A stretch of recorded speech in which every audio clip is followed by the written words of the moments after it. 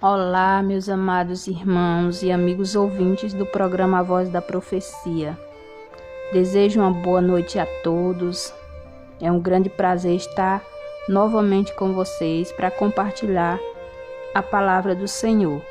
Nessa noite vamos meditar nessa mensagem que tem por tema confiança e arrependimento.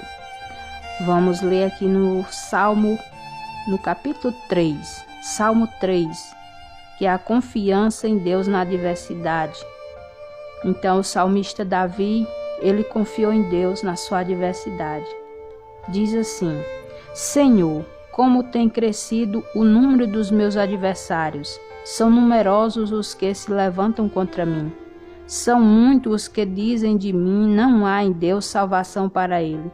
Porém tu, Senhor, és o meu escudo, és a minha glória e o que exaltas a minha cabeça.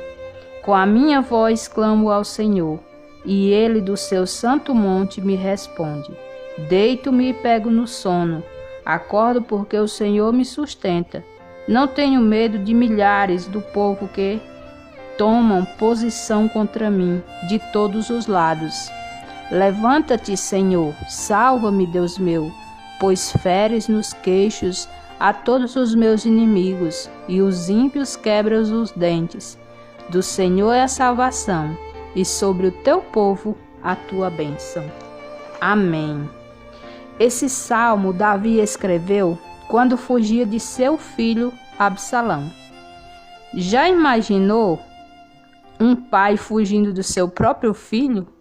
Muito interessante isso. Interessante entre aspas, né? Infelizmente, Davi não deu bom exemplo para os seus filhos. Essa é a lei do retorno. Davi cometeu grandes pecados contra Deus. Mas apesar das suas fraquezas, ele confiava em Deus e se arrependeu de ter pecado contra Deus. Por isso foi perdoado. Nós sabemos que Davi, ele cometeu adultério, né, com Batseba. Ele foi um assassino porque ele matou o marido de Batseba, né, para ficar com ela. Mas Davi, ele se arrependeu.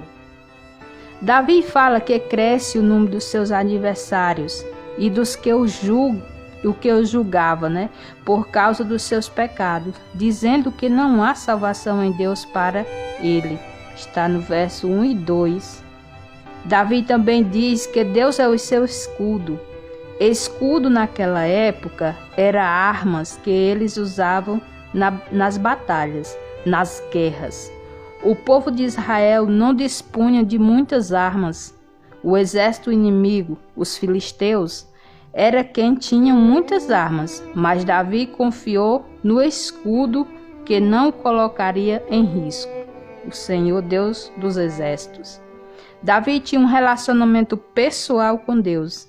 Ele conhecia a Deus. Quando ele levantava um clamor a Deus, ele sabia que Deus lhe responderia. E isso é confiança, meus irmãos. Porque já imaginou? Nós clamamos a Deus, mas muitas vezes a gente duvida. É como a onda do mar, né? Pede uma coisa, mas fica em dúvida. E Davi não. Davi, ele era um homem confiante. Ele conhecia verdadeiramente a Deus e sabia que ele não o decepcionaria. Mesmo em meio à perseguição, Davi dormia tranquilamente e não tinha medo dos seus inimigos, porque ele tinha a plena confiança que Deus o livraria. Maravilhoso, né, meus amados? Ter essa confiança em Deus, de saber que Deus está ali com você, mesmo que você esteja em meio a um grande perigo, muito bom. Mas agora nós vamos ver uma ilustração para que você possa compreender melhor essa mensagem. Na época do faroeste americano, havia um homem que tinha assassinado o outro em uma briga de bar. E aquele homem foi evidentemente condenado à morte.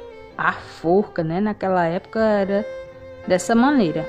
Ele ficou na cadeia esperando a sua execução. Mas as pessoas gostavam daquele homem e diziam: ele matou em legítima defesa. Foi uma situação pontual. Vamos implorar ao governador que lhe dê o perdão.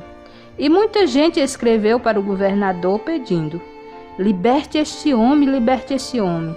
E o governador, antes de assinar a carta de libertação, falou: quero primeiro conhecer esse homem, que eu estou libertando. O governador então colocou a carta no bolso, se disfarçou de sacerdote e foi até a cadeia visitar aquele homem, aparentemente condenado à morte. Quando o homem viu aquele sacerdote, que na verdade era o governador disfarçado, ele começou a blasfemar: suma daqui, eu não quero saber de Deus. Está tudo acabado, eu não acredito mais em ninguém. E xingava, blasfemava, dizia até palavrões. Então o sacerdote, ou seja, o governador disfarçado, saiu triste, cabisbaixo.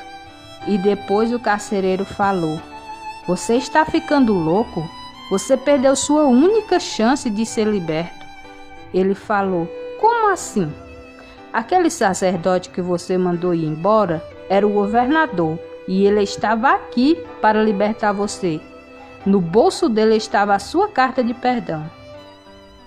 No dia da condenação, aquele homem pediu para falar umas últimas palavras. E diante da forca, poucos segundos antes da sua morte, ele declarou diante de todos: meus amigos, nesse dia eu estou morrendo enforcado, não pelo crime que eu cometi, mas pelo pecado e pelo perdão que eu não aceitei. Então, meus amados, essa é a situação de muitas pessoas, porque muitas pessoas acham que não tem mais perdão, acham que foi tão longe que não tem mais volta. E não é assim. Jesus, ele ainda hoje está como nosso advogado. Ele pagou o preço na cruz do Calvário para nos salvar. E ainda hoje ele está como nosso advogado. Qualquer pecado que nós cometemos, se nós formos a Jesus implorar o perdão, ele é fiel e justo para nos perdoar os nossos pecados.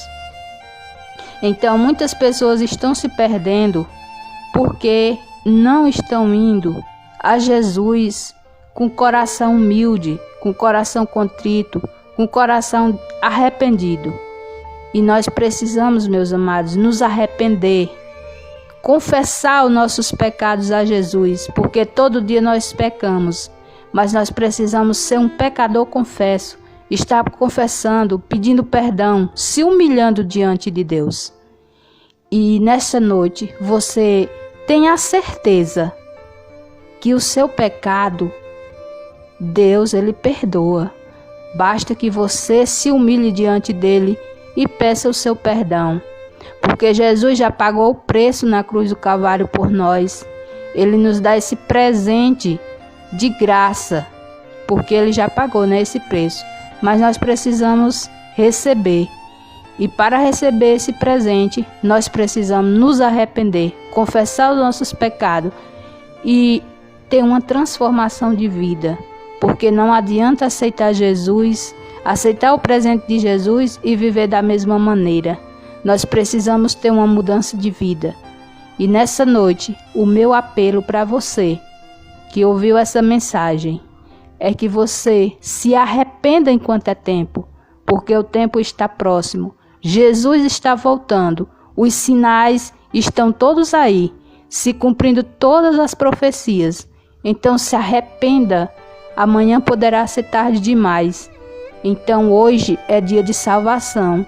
E que você possa aceitar essa salvação, que Jesus já pagou o preço por você e por mim na cruz do Calvário. Que Deus te abençoe, que o Espírito Santo de Deus venha falar melhor ao seu coração. E eu quero orar por você. Santo Deus, eterno Pai, Senhor, nesse momento, ó Deus de poder, eu entrego a minha vida e a vida dessa pessoa, meu Deus, que ouviu essa mensagem. Que o Senhor Jesus esteja fazendo a obra na minha vida e na vida dela, porque a tua palavra diz, Senhor, que muitos primeiros serão últimos e muitos últimos serão primeiros.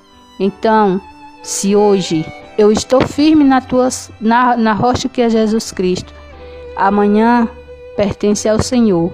essa pessoa que hoje está no mundo, está fazendo tudo errado, amanhã ela pode estar firme na rocha que é Jesus. Mas eu te peço que o Senhor nos firme e nos ajude a estar preparados e unidos na videira verdadeira que é Jesus Cristo, no dia da sua volta. Nos abençoa, nos guarda debaixo das tuas santas asas e nos prepara para o grande dia. É o que eu te peço e te agradeço em nome de Jesus. Amém.